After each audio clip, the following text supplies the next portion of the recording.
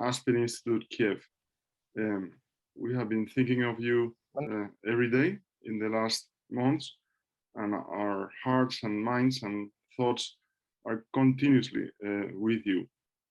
And the purpose of this session is to ask you how are you viewing things, sharing information, but also posing the question, what can we do for you?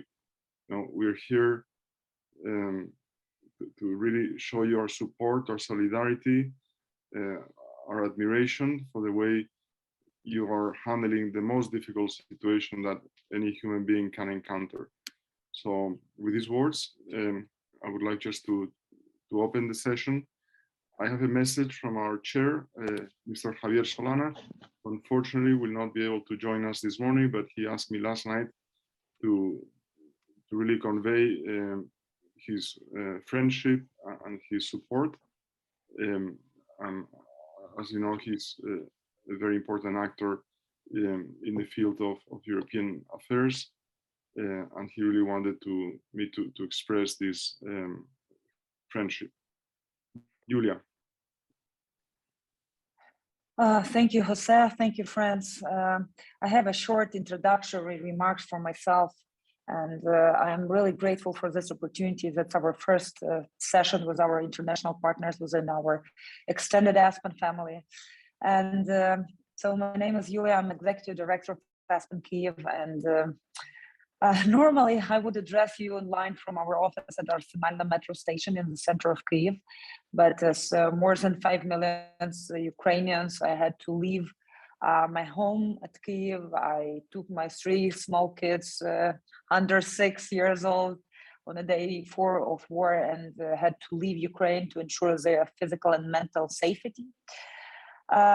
We are lucky to be in the safe place now, but of course, my family, my husband, part of our Aspen team, millions of Ukrainians are now in Ukraine, working in a field, while our front is another one. You see a lot of news every day. You see a lot of, you receive a lot of information, and the idea about this meeting is to give you our personal perspective, to tell you our story from our own, like, very personal positions, and hear your questions. So our big idea is to have communication which has like 2 ways of traffic, not only inform you, but to receive your questions, to answer your questions, to hear your ideas. Me personally, reading all the predictions, all the reports until the last second, I didn't believe that this war would start, and I didn't believe that in our times it could happen in the center of Europe in 21st century. But there is a war. You see, it's a cruel, bloody war. It takes people's life. It destroys family. The children are getting killed every day. The enemy rapes our women and the girls, and they send our people by force to Russia just to film this propaganda movies for their TV channels. They destroy homes, demolish whole cities like Mariupol, Volnovakha, Kharkiv. We as an Aspen family, we also experienced a big loss of mom of our administrative director, and her mom was killed in Volnovakha. And she was not even able to go there and to take her and to bury her properly. And thanks God, after 4 days of our efforts, unbelievable efforts, we were managed to take away her wounded father and to take him to Ukraine's controlled territory. And but same time, we are staying strong. We fight and show like incredible level of resilience and unity and mobilization. And we have really big hope for the victory, and we are sure it will happen. We hope soon, but the price we are paying is really high. After the initial shock decreased, my personal one, I had some time to think about the essence of this war while traveling from Moldova, through Moldova to nowhere for almost 4 weeks. I read hundreds of news reports, as probably all of you did. I talked to dozens of people in Ukraine and beyond, and trying simply to understand what's going on and how to stop this. And at this moment, especially after information from Bucha and other towns near Kyiv, like very close to my home, became public, my formula for that war became simple and clear. This is war against humanistic, democratic, and liberal societies. And Ukraine, I think it could be just the first target of the way of Russia's neo-colonialist and imperialistic strategy. And in recent publication, maybe you also heard it or saw it, of Russian state-owned information agency Novosti, the strategy of this denazification of Ukraine has been detailed. And for me, it sounds like literally as a plan of genocide. Thus, what we have seen in Bucha, it's not just an exceed of execution. Moreover, the logic of that internal publication can be applied to any society that does not agree to transfer their sovereignty to Kremlin by their request. I'm glad that all our friends all over Europe and in other countries also do have similar understanding of this war to provide incredible support to Ukraine and its people. And we are very grateful for that. We are very grateful to our Aspen family for that incredible support. And the big idea of this meeting, as I mentioned, it's to have this opportunity to have conversation with you to answer your questions. And I hope we will find new friends who will stay with Ukraine in this fight for Europe's peace and world's democracy. So Jose, thank you for having us here. Diego and the team, thank you for having us here. And I'm passing floor to you for to moderate this conversation with our guests. Thank you. Thank you very much. Because we only have an hour and a half, let's go right into the short presentations by our friends, and then we'll go into a Q&A part of this session. So may I ask Anton Robovich to take the floor and speak for 5 minutes. Hello, hola, buena mañana, amigos. My name is Anton. I have a little story for you. A little over 40 days ago, I worked in an office in the center of Kyiv city, managed a large team of influential state institutions that restore and preserve the historical memory of Ukrainians and overcomes the effects of totalitarian Soviet system. Our main topics are the Holodomor genocide, the Holocaust, World War II, Stalinism, repressions, the KGB archives, dissidents, access to the truth, reconciliation, and remembrance. So I also have a master's degree in law and a PhD in philosophy of culture. I have lectured at the University and Kyiv Academy of Media Art, moderated seminar at the Aspen Institute Kyiv. I love Tchaikovsky music and Milton's and Shevchenko poetry, the philosophy of Ortega y Gasset and Immanuel Kant, an interesting, almost bohemia life. But for more than 40 days, I have been digging trenches, firing machine guns,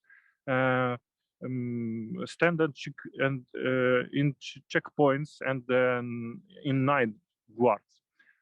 I'm trained to destroy tanks by grenade launchers. Now I serve in the Kyiv Homeland Defense Forces. I don't see the people I love. My mother went missing near Kyiv after the Russian attack. My father with a refugee brother remains in Spain. My beloved people, for example, my wife and son, 3 years son, were forced to leave Kyiv and stay in the west of Ukraine. My friends are fighting the enemy or are scattered across the Europe. This war changed my life and the life of millions of Ukrainians. Tens of thousands of people died. Hundreds of thousands lost everything they had. millions of lives have been ruined. Since it changed my life so much, since it changed so many lives, it will change the life of the world, I suppose. Let me remind you that the reason for all of this, this is a Russian nationalism of the imperial type, a new reincarnation of Nazism, which many in Eastern Europe call Rashism. But one of the key conditions for Rashism to rise was the unwillingness of the world, especially the Western world and the United Nations in general, to defend peace and justice. Pragmatism and populism overcome honesty and integrity. The comfort, selfishness, and narrow interests of individuals and countries overcome justice. A good price beats good values. Instead of an honest and complex dialogue at the highest political level on key issue of life and death, the world has for decades been simply exchanged slogans and declarations. The world has already changed because we fought back. When everyone say so, that one of the most powerful armies on the planet drowned, that it was successfully opposed by the armed force of Ukraine, that we defend the good. We were supported by almost everyone: musicians, artists, mercantiles, politicians, truck drivers and astronauts, football players, dockers and hackers, athletes, nude models and bishops, dozens of countries. And we will win, prove that there are fundamental good things, there are values that are worth fighting for, and even lose a life if necessary. Because it applies to everyone. We have proven that even our rather cynical world knows how to unite for a good cause. After that, either the world will change and become a little safer and better place, as it happened after World War II, for example, or it will simply disappear in a whirlwind of strife, war, and pseudo-peace. I'm an optimist, so I believe that we will win. The aggressor receives a tribunal, and the planet Earth a new system of collective security, a new paradigm of economics and political order, and we become a little closer to each other and more sensitive to the pain of near and far. So thank you for your attention. Gracias for your support. Thank you. Anton, thank you for this amazing testimony. I really wish that we could invite you in some months to Spain to moderate for us a seminar and to go back to your normal life as an intellectual, as a scholar. And we would like to express our deepest admiration for taking a stand as you're doing. And may I ask Dasha Tharivna to join the conversation, please? I'm not sure. Dasha, maybe she's a bit late. Maybe we will okay. Move to Natalie. Mm-hmm. Great. So Natalie Chemchenko, please. Natalie.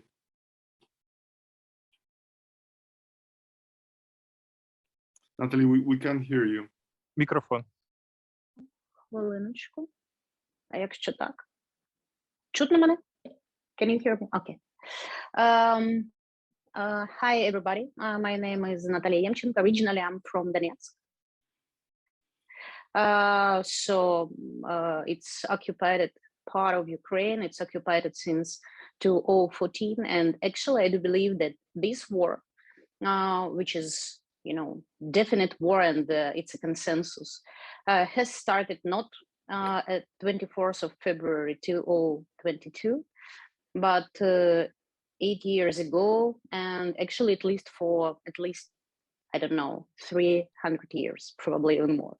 So it's a long story war, and definitely the nature of this war is very straightforward and obvious for the whole world. The main aim of Russia in this world just to eliminate Ukrainians as a nation and eliminate Ukrainian state, and just to do everything they could do and they are ready to do just to liquidate, I would say, Ukraine and Ukrainians as a subject.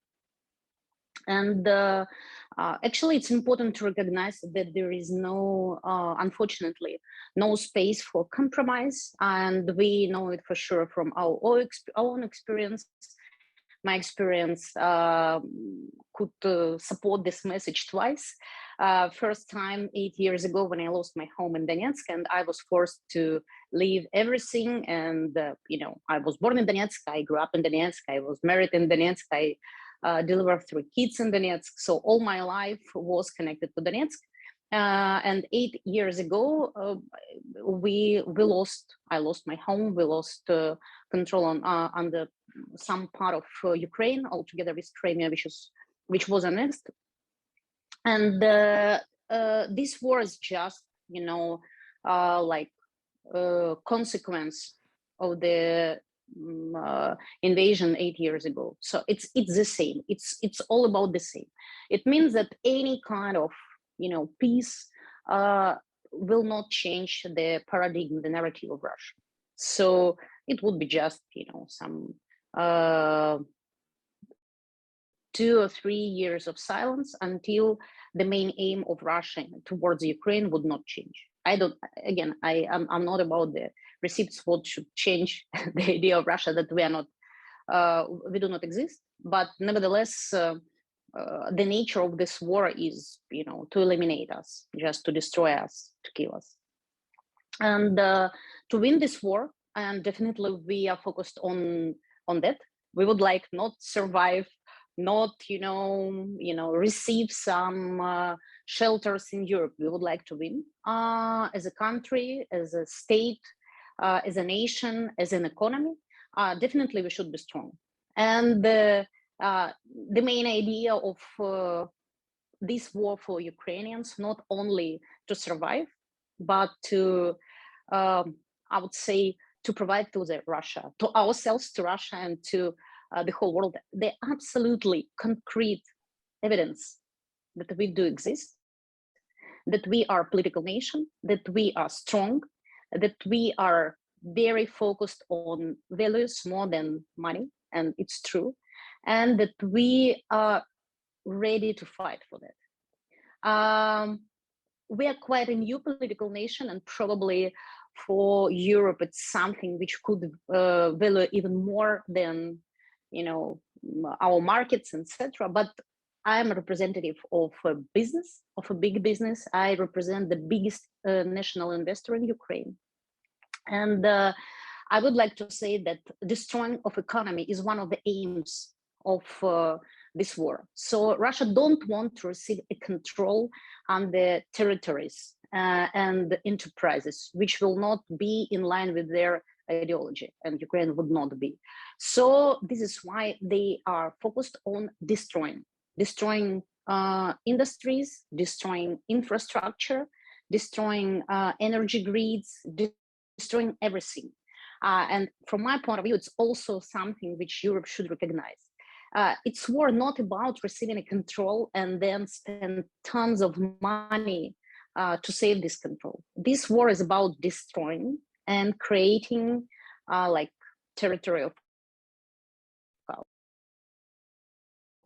We are as a business, as a big, to understand that our front, economical front, is not second front. It's another one, first front, because economy is something quite complicated. Ukrainian economy is something which is in development, and we invest huge money years by years, even after we lost like 30% of our business in 2014. So we are as a group, we are as a business, lost 8 years ago 30% of our business. As far as we lost a lot of assets in Donbass and in Crimea. We stand with Ukraine. We stand with Ukraine as a business from the very first day. We are in Ukraine. Our shareholder is in Ukraine. Our shareholder is Rinat Akhmetov. He's in Ukraine. We do everything we could do on all directions to support Ukraine.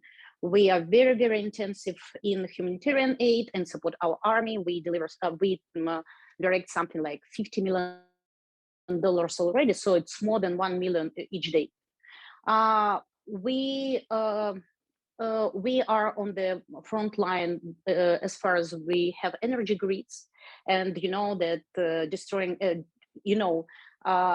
dropping energy and communications and in the telephone connection is something that our enemies do in the first line. I mean, first thing what they do when they enter the territory, they destroy grids, electricity grids, and they destroy telephone connection. So both businesses are inside of our group. So we are on the front line to give back this stuff to people. And for example, from the point of view of grid, like almost 1 million households received electricity back from the TED, our energy company, since 24th of February. So I mean, it's huge numbers. It's not even people, it's households. We also do everything possible to operate our business as usual. Again, it's not possible to do it by usual, but in the highest level possible. But nevertheless, there are some very particular points and cities which are under huge damage, and we can't operate over there. And the biggest point of strategy is Mariupol. Mariupol is a city which was like 500,000 people until the start of this invasion. It's a port city and it's an industrial city. 2 huge steel plants are situated over there. This city was blockaded in the 2nd and 3rd days of the war. It's totally blockaded. I mean, it's a humanitarian catastrophe. We do not have particular numbers, but I would like to say, and you know, I would like to say for sure, because I know that numbers in Bucha, from Bucha, of numbers of dies in Bucha, and from these numbers from Bucha, and pictures you saw over there, is tragedy. But to understand what is going on in Mariupol from the point of view of death, from the point of view of humanitarian situation, you could, you know, just multiply by 20. I think so. I mean, I do not have official numbers. I know that last week the data of British security service stated that like 160,000 people stay over there without food, medicine, electricity, cell phones, and everything else for more than months. And each day they are under bomb attacks, etc. So it's you know, it couldn't and shouldn't happen in 21st century, but it is the scale of this strategy is absolutely unprecedented. And we do believe that at least, I mean, we know that at least 10,000 are died, but we know that real numbers are higher. What could we do as a business? Thank you so much for your testimony. May we ask you to to stop there so we can listen to Alexander and Dasha, and then in a Q&A, I'm sure you will be able to add to your wonderful set of ideas and experiences that you have been sharing with us. Thank you so much, Natalia. Alexander Nokinov.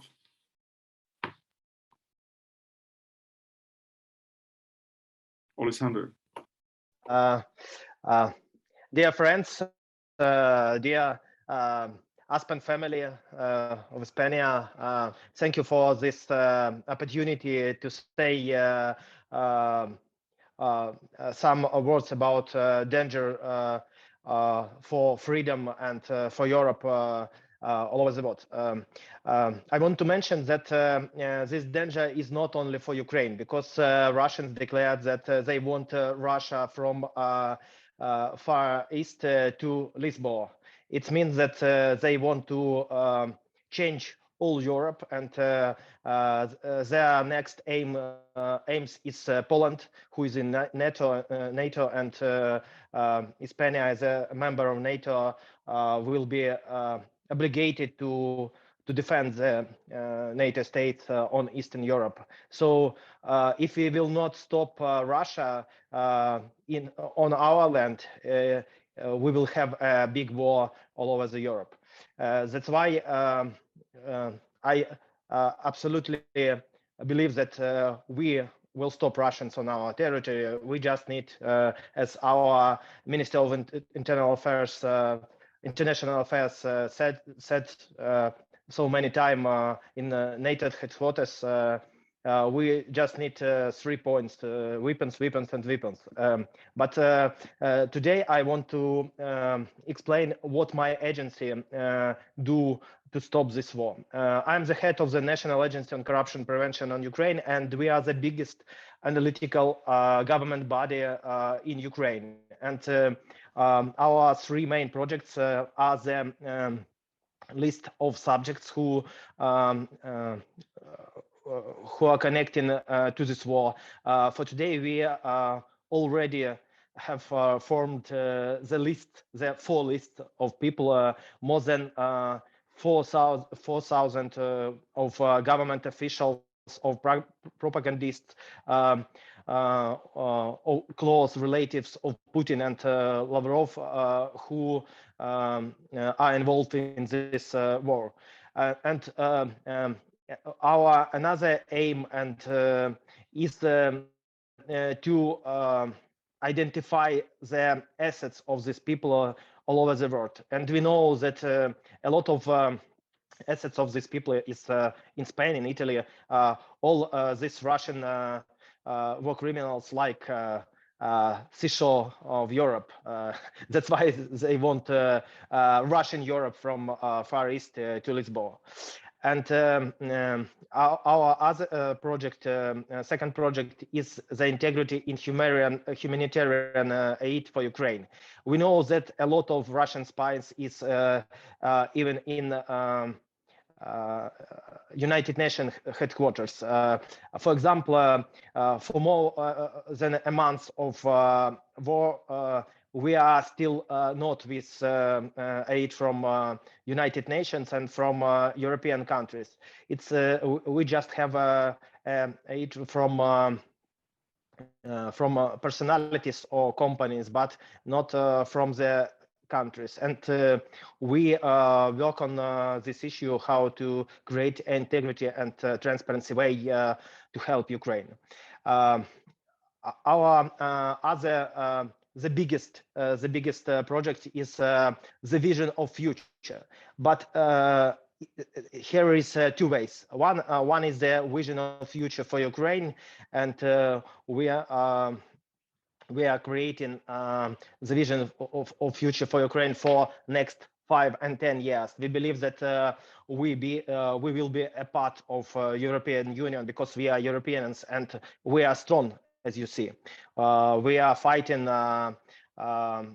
with the second largest army in the world, and this fight is strong, and we are stopping it on our eastern borders and near Kyiv. And other part of this vision of future is the peace for all world. We live in Ukraine in quick time, as we said here. That means that we understand how to propose for all countries, all the world, the new system of international security, creating a new type of international security system, which is based on the principle: you attack someone, everybody confiscates your assets, in which all countries will be interested, regardless of political system. How to do it? To change the international law and the national legislation of all states to guarantee the prevention of rapid cessation of war and compensation in the event of aggression by any state, by rapidly freezing financial and economic transactions and assets by all civilized nations with the simple mechanisms of transferring them to the affected party and in the same amount to the country where the asset is located.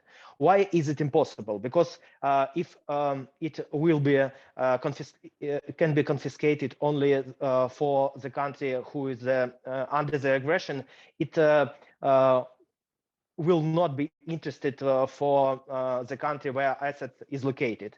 But if we create the international system where everyone will be interested in this process of frozen economic relations and frozen assets and confiscation of assets, it be a good way to for every country, even non-democratic countries. So our proposition is to create and implement a legal mechanism or a combination of several mechanisms that will allow confiscation foreign assets of persons who support the aggression against Ukraine or against other countries. We believe that after creation of this new type of international security, we can stop almost all wars. Why? We have analyzed a lot of cause of war, and we understand that almost all wars that was started last 40 years was started by the corrupted officials. Every corrupted officials like Muammar Gaddafi or other have the assets in the different jurisdictions, the assets in Europe. And to guarantee the frozen and confiscated of these assets can stop any dictator, because dictators are, as usual, corrupted officials. That's why this approach can stop them from attacking other countries from the wars in their countries. So the final point have to be the international agreement aimed at economic punishment of the aggression country. The essence of the agreement is the adoption of a mutual obligation to comply with the decisions of the courts of the victims of military aggression, which impose sanctions on persons associated with the aggressor or persons who support the aggressor in the form of confiscation of assets. In fact, such an agreement aims to create a defense union. It was the new agreement for all countries as a defense union that operates by economic means. For today, we already, the US and Canada have the draft of laws that implemented this idea. And what is my issue for Aspen Institute of Spain and for the network of Aspen Institutes is starting to discuss this idea, because if we will have a wide discussion of this idea, we will have the point in future when we stop the aggression as a part of international relations between states, and we can stop the aggression as a part of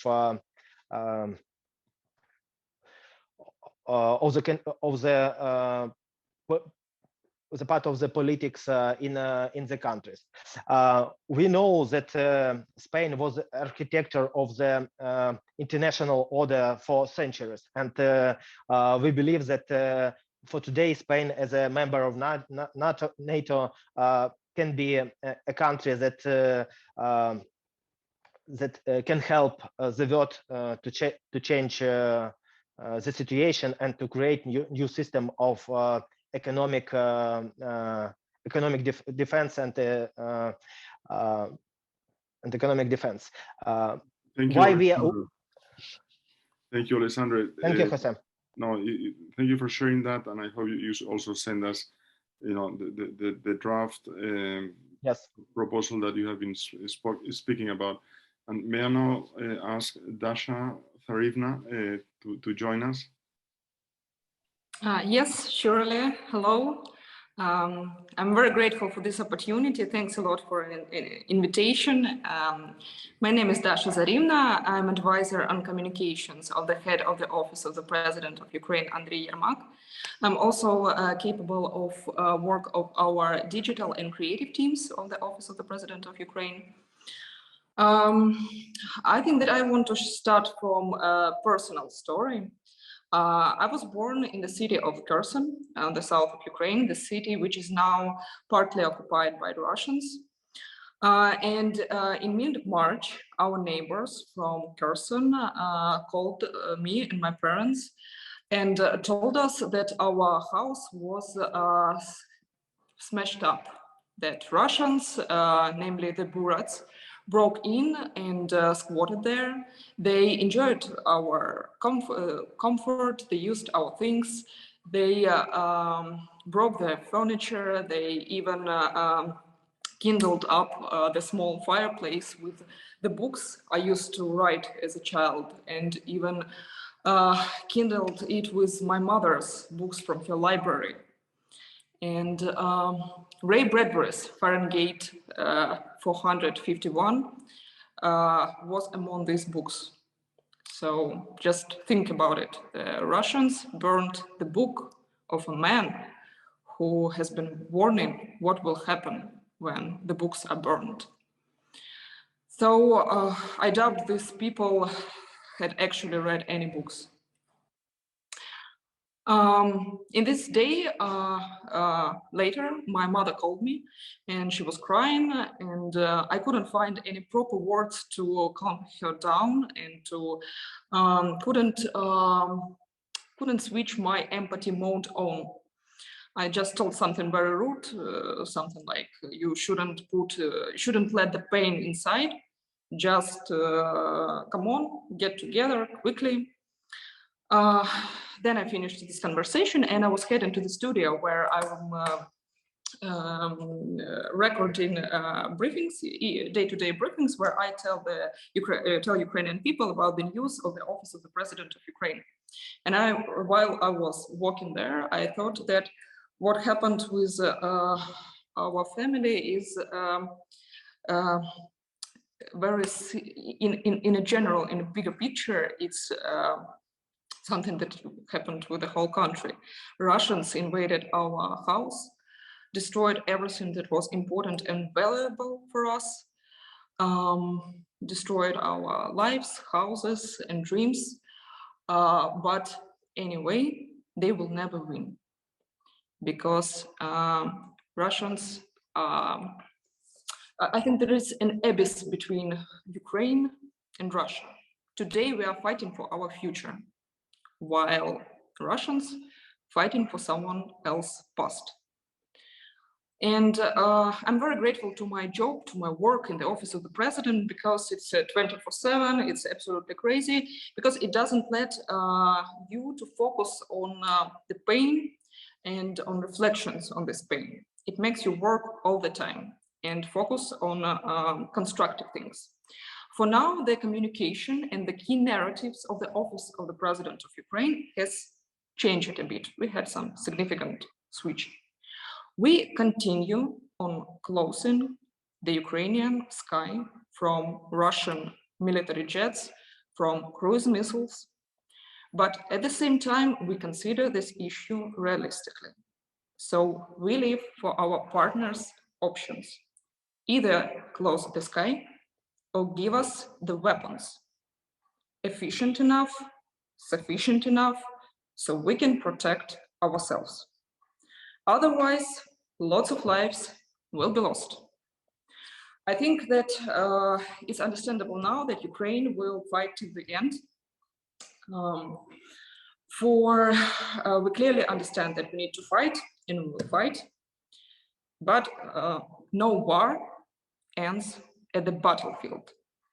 The battlefield is a place where the conditions of the war end are determined and defined.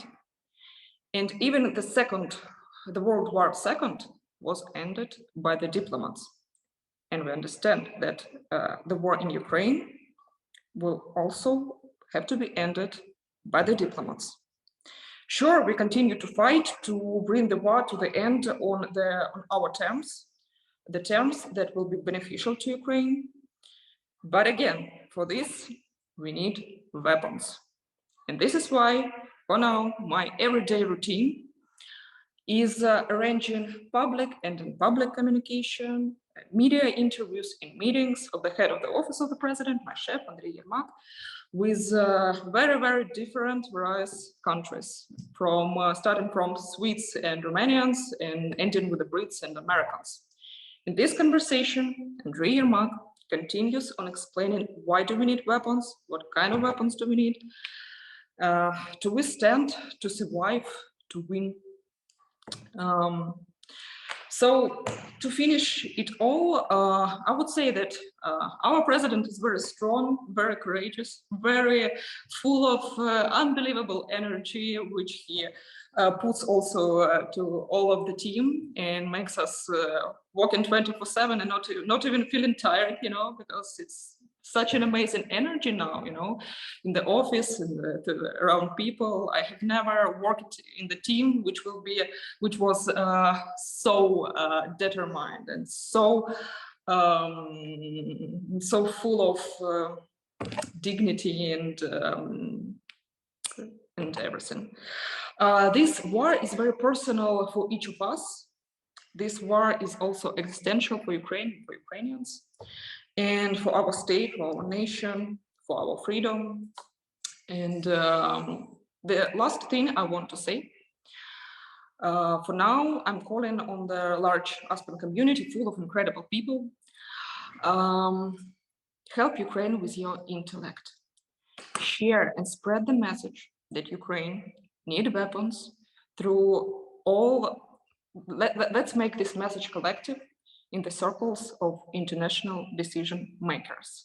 Let's make this message as shareable as possible. For me, now I'm finished. That's all I wanted to say. Thank you for your attention. So thank you so much. I would like to ask Julia to add whatever she wants to share with us in these last minutes, and then I will just close the session. But I really hope that we can continue this conversation and that you feel the total support from the Aspen España community. Julia, please. Muchas gracias. Thank you so much for this conversation this time, for being so proactive and like this Aspen family is a big power, because as already Jose mentioned, what is a significant part of our mission is to promote and help people to define this value-based leadership. And when we talk about value-based leadership at Aspen, we don't tell people what values they should follow, but we clearly understand and we clearly articulate that values, it's not about declarations, it's about actions, how we really, which decisions we make, how we act every day. And same here, you know, we were raised and taught through Western philosophy. Every one of us had a dream of peace and prosperity because we've lived a peaceful life. But we understand that peace is about fighting evil, and it's not about just protesting against evil. So I'm really grateful for everyone, for all your support, for standing with us in this fight for freedom and democracy. It's hard to like overestimate how grateful, how much we value the support, we feel it, and let's be strong. Let's move faster to the victory, and we will invite all of you to the big Aspen Summit soon in Kyiv, or better in Crimea. I think it's a better weather there, and celebrate together victory and prevail, and victory and the prevail of truth and good.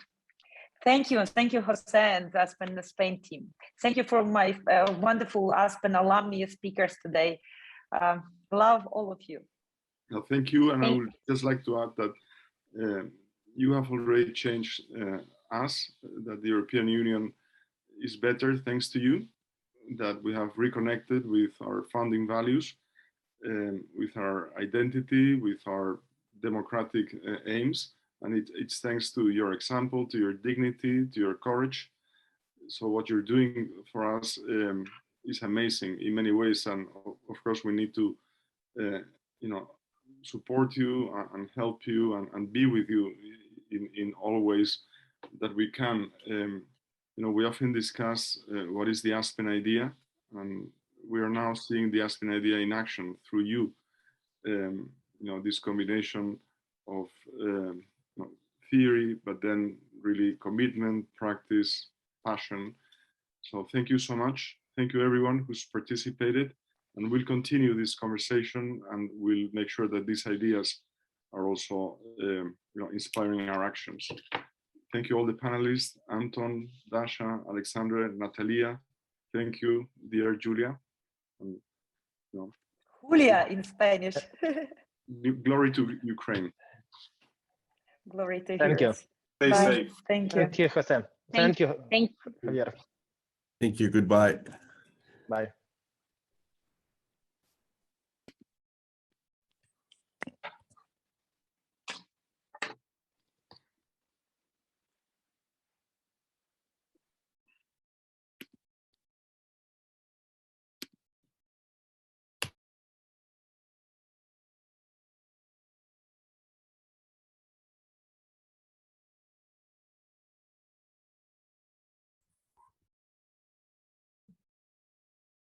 Thank you, everyone. Bye-bye.